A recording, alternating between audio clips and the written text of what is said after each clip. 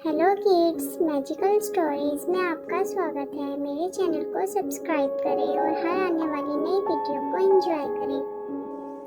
जादुई शहर की रानी लीना एपिसोड 8। लीना और उसकी परी साथी छुपते छुपाते लैब तक पहुंच गईं, पर अंदर जाना इतना आसान नहीं था। लैब पर लॉक था और उसकी चाबी चुड़ैल के कमरे में थी। लीना ने अपनी परी साथियों को देखा तो उन्होंने इनकार में मुंह हिला दिया। लीना समझ गई कि अब ये काम उसे ही खुद करना पड़ेगा।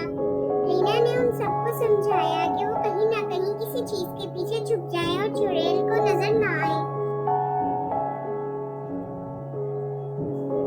लीना चुड़ैल का कमरा ढूंढने लगी। लीना को उसका कमरा मिल गया।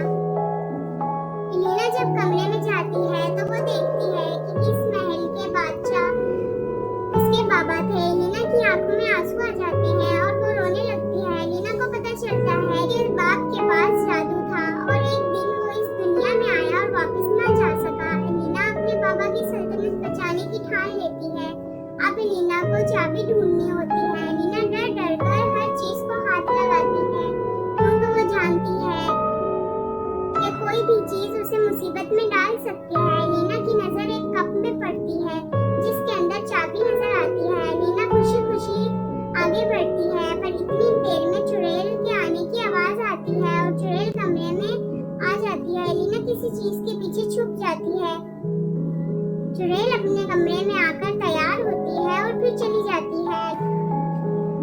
लीना चाबी लेती है और लैब की तरफ भागती है। जब लीना लैब में पहुंचती है तो वो देखती है कि उसकी परी साथी गायब है।